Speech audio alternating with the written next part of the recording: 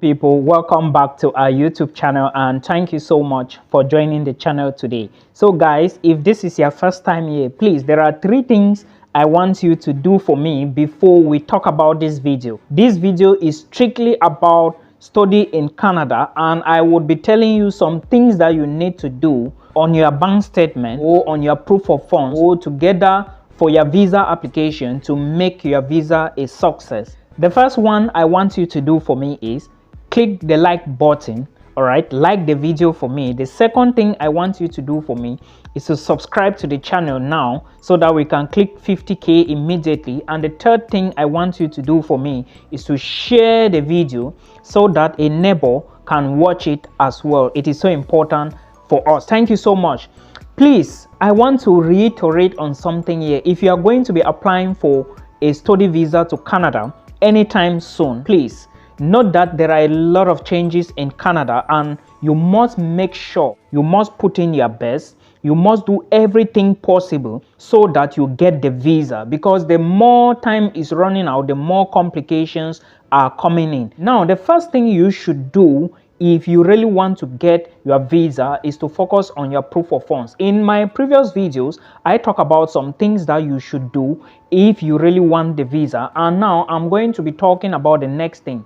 One of the things I want you to put into consideration is one, clear documentation. Make sure that your documents are clear and visible, legible and clear, so that somebody can see. You yourself, take a look at the documents. Can you actually read this document or the things on top of this document? If you can read them, then excellent, you are on the right path. Then you can upload them. And remember, when you are compressing those documents, they have to reduce inside, the quality has to reduce. Also take a look at it. Can you see it very well? If you can, you are on the right path. That is the first thing you should know. Now the second thing is you should explain your proof of funds.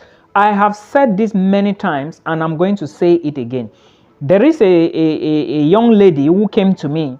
The visa was rejected, and when she got the GCMS note, the GCMS note is the note you have to collect from IRCC to explain, that will explain why your visa was rejected. Okay, so when I checked the GCMS note, I noticed that she was rejected on 2 counts, but one of the counts was explained properly. And what was it? The visa officer said that she was rejected because they found some lapses in the money in the bank account. They saw a lot of money in the bank account. They saw huge sums of money in the bank account, and they couldn't figure out where it is coming from. Therefore, they assumed that she doesn't actually have this amount of money.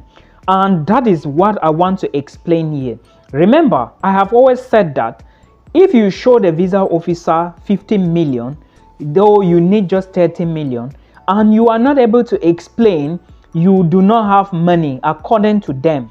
If you show them 50 millions and somewhere in your bank statement you have done deposits of maybe 200k, 300k, 400k, and somewhere you have done 1 million, 1.5, 2 million, 5 million, 1 million, 1.5, 2 million.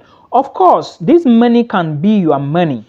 It can be your money. Nobody is rejecting the fact that it cannot be your money. It can be your money. But the problem is, how come were you depositing 200k, 300k, 400, 200, 300, out of a sudden you started doing 1 million, 2 million, 4 million, 5 million, 1 million, 3 million? You have to explain to the visa officer where you got that money from. This is the case, this is the thing we call the source of income. You have to explain to them how you got those monies. And again, another thing is the sponsor that is going to sponsor you. If it is your money, you need to explain the source and explain that you are the sponsor. Of course, you have to state that of your letter of explanation. If you are not being sponsored by somebody, you have to explain. If you are sponsored by somebody, you need to tell them that this is the person who is sponsoring me, and make sure you explain where that person is getting his money from. Not just explaining where the person is getting his money from, you also bring in documentation. If you do a business like this person, she made me understand that she is a business person. So now, if you do a business, you bring receipts from your business to customers, bigger shops always bring receipts. Even if you do not have receipts, if you do business maybe through a normal mobile money transactions, when your customers are about to send you like payment, you tell them to put their sales, or maybe tell them to put their purchase of goods. Okay, you can tell them there is always a place called, you can write their reference. You can tell them to put their purchase of goods from this, Madam this, Mrs. this. Then you screenshot all of those things, you scan them, and you add to your application. That is to tell the visa officer that all the money you've been getting, and make sure you pay those receipts for like 6 months, or those things for like 6 months. If you have other receipts, you keep them together and scan them, because the visa officer is interested in where did you get the money from. These are some of the things that they will not tell you, but they will check, and they will never tell you. If you do not explain to them, they cannot tell you. So they will be doubting the source of your income, and they may not know where you got money from. So please put all of this into consideration. If you are getting the money in your account from a rented property, you bring evidence, bring documents to prove that you have a rented property, or maybe a house, or maybe a land you are renting to people. You understand? Bring documents, bring receipts, bring contracts. You attach them under the proof of funds, under your bank statement. You explain why is the money coming in like this. Maybe you did some sales and somebody paid 6 million to your account, or maybe somebody gave you 6 million. When they want to do this transfer, tell them to transfer into your account with their names. Then you explain that maybe on the lump sums, this section, this person did a transfer of this amount of money. You understand? Most of the visa rejections nowadays that I understand, in fact, most of the rejections now are from bank statement. Bank statement. We are not satisfied that you have enough money to take care of yourself while in Canada. We are not satisfied that you will leave Canada at the end of your stay. These are some of the things. And this issue of leave Canada at the end of your stay is coming from what? From home ties. You have to be extremely serious with what you are doing. I told somebody last time that showing just one land and maybe one motorcycle, maybe document of one house is not enough. You need to convince the visa officer. If you are married, bring in your marriage certificate. Bring that your birth certificate of your wife, yourself, your children. Okay, if you have your old parents, you explain that your parents are old, you are the one taking care of them. As soon as you finish the program, also make them understand that you have a plan where after you finish this program, you are going to return and maybe put up a structure somewhere in order to establish in your home country. This is how you explain yourself to the visa officer. This is the part. Now, you also need to check your bank statement. There are cases when you go to people, they give you fake things. Yeah, I know somebody who was given a fake statement. She didn't know until the last point. It was a friend of mine who contacted me, and we checked and we noticed that it was a fake. Some people will sit in their rooms and print papers and give to you. You have to be careful, guys.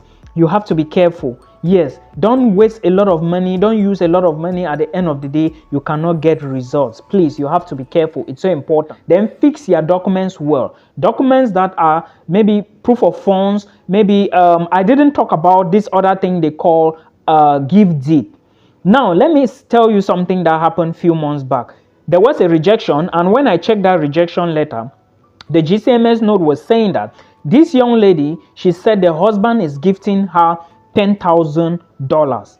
Now, she attached her bank statement and that of her husband, but there was nowhere on her husband's bank statement to show that a transaction was done of $10,000 into her own account. There was nowhere. Now, she went ahead to tell the visa officer on the letter of explanation that the husband gave her $10,000. Now, where is the place on your bank statement? You have to explain, my husband gave me $10,000 as a gift deed. Then before your husband should write a gift deed letter, you also add beneath the bank statement. Then make sure you explain to them that the money came into your account on this date, on this day, from account number, this, bearing this name. So that when the visa officer sees this, they understand that you are serious. If you do not give them all these reasons, you are not serious. They will just know that you are not serious. First, there was no money, no transaction into your account of $10,000.